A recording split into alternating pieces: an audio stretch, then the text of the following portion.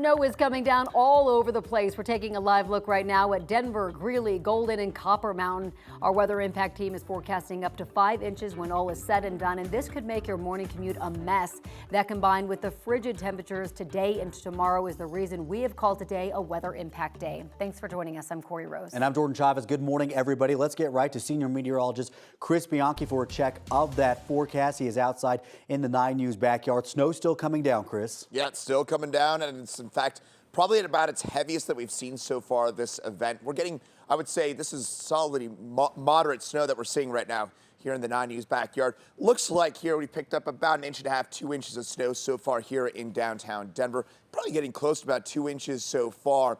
And right now about 22 degrees. We've still probably got another inch or two of snow to go for us. So right now the forecast mostly on track. And of course that means big disruptions to your morning commute. It's just after 7 a.m. So we're getting into the thick of rush hour, and we've got that steady accumulating snow that continues to fall. Heaviest for us right now in southeast Colorado, but in Denver, we are seeing some of that light to moderate snowfall. Sort of see a little bit of drying pushing its way into far northern Colorado, Fort Collins, Greeley. Any last flakes probably come to a close for you in the next hour or two. In Denver, we're going to hold on to the snow for a couple more hours. Again, probably the steadiest snow from this event so far. Falling right now for us in Denver, we're about 1/2 inch to maybe 3/4 of an inch per hour snowfall rates in town for us at this hour.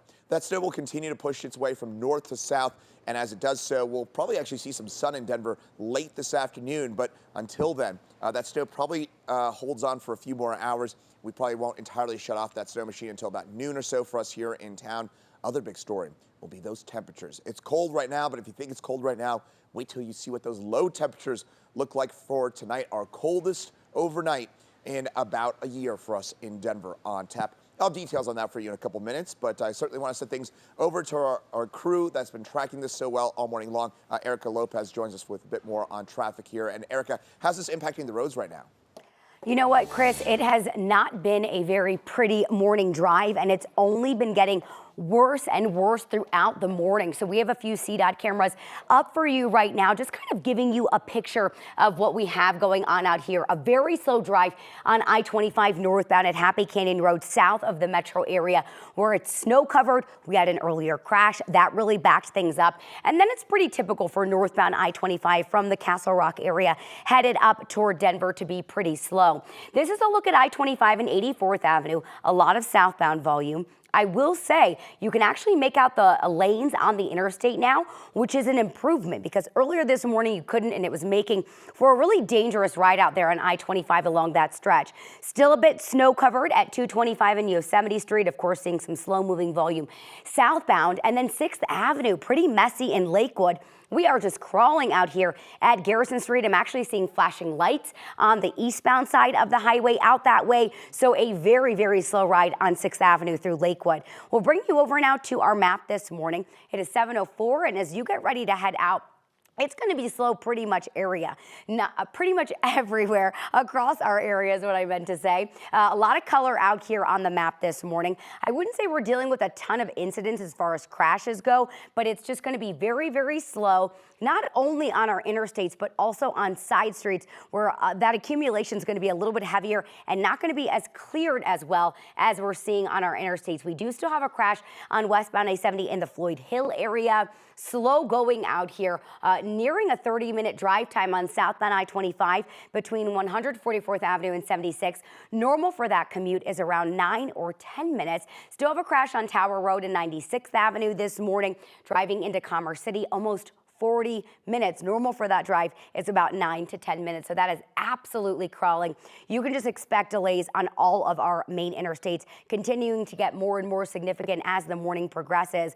We have team coverage on the roads. We've had it all morning long. 9 News reporter Courtney Yoon has been out monitoring the commute for us as well. What part of town are you in, and how are things looking, Courtney?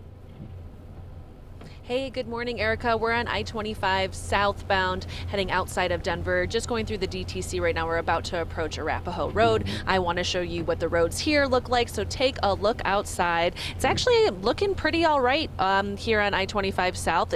We just saw some plows come through this area, so that's why we can actually see our lane lines for once this morning. That's been a huge problem today. So as the plows have been working really hard out here on the highways, we're seeing some clearing and you can actually see your lane. In some spots, though, it's still pretty messy out here. You should definitely still be cautious as you start your commute this morning, or just stay home if you have that option. The on and off ramps are definitely the worst, so be careful on those. You'll still want to make sure your tires have some good tread on them if you are going to be heading out today.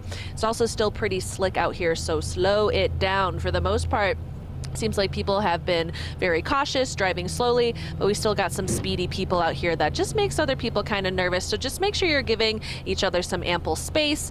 You definitely want ample stopping distance this morning so that you aren't slipping and sliding, fishtailing into people out here this morning. Because as it looks right now, you can see the lane lines, but there are just certain spots of the road that aren't completely clear. Plows are still working hard, so you don't want to be taken off guard if you're going too fast. So just be slow and steady this morning. Now, the road conditions are impacting districts that we're hoping to get school started today. We have 9 News reporter Lauren Scafidi joining us in Denver now. And Lauren, we're seeing a steady stream of delays coming in from school districts. Hey Courtney, yeah we are. Good morning to you. So today is Denver Public Schools' first day back after winter break. Not Monday, but Tuesday today. So far they are business as usual. They have school just as planned, but this weather is having some districts come down to a decision. What are we going to do? Like Courtney said, a lot of them are delaying by a few hours rather than closing. We have that list for you scrolling at the bottom of your screen, and you can also find it on 9news.com. I talked to the spokesperson for Denver Public Schools to break down how calling off works. There's a lot that goes into it. First of all, they want to say that they recognize this really is a difficult decision to make, and they understand that calling off means parents have to come up with a child care plan. So the district tries to make the decision as early as possible. DPS leadership and the transportation team make that decision. They have 3 options on days like today. They can cancel school. The second most common is a delayed start, or the least likely, an early release. DPS tries to manage how many days they take off. We know that if we miss too much time in our classrooms, we're going to have to make up that time somewhere along the way. So we may lose an already scheduled day off, or may have to extend the school year by a day or two just to make sure that we meet the hours that are required by the state of Colorado. Otherwise, they do build in a couple snow days into their schedule ahead of the year. You can see a full list of closures and delays on 9news.com and scrolling at the bottom of your screen. But stick with us, because in this next hour, we're going to hear from Scott again, something different this time. We're going to hear a list of questions that they ask themselves as they're making the decision on what to do each morning. Live in Denver, Lauren Scafidi, 9 News. Yeah, it can be a tough call for sure. Lauren, thank you. And this morning, the city of Fountain has been placed on accident alert status. That means if you are involved in an accident and there are no injuries and no one is drunk or on drugs, then just exchange information and report it online within 72 hours. There is no need to call police. Our team here in the station and out around the metro area will keep you up to date on the latest conditions as this storm develops this morning. You can get updates on our 9 News apps. That is free to download in the Apple and Google Play stores. 7:09 now. Breaking this morning in Aurora, police have arrested a suspect in a shooting from late last night.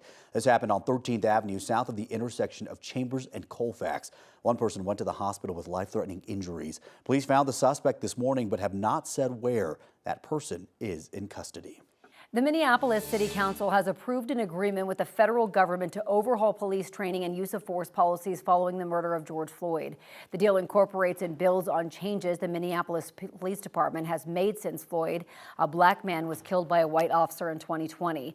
The agreement was filed in federal court shortly after the council's 12-0 vote yesterday. The department will now operate under a consent decree, just like the Aurora Police Department.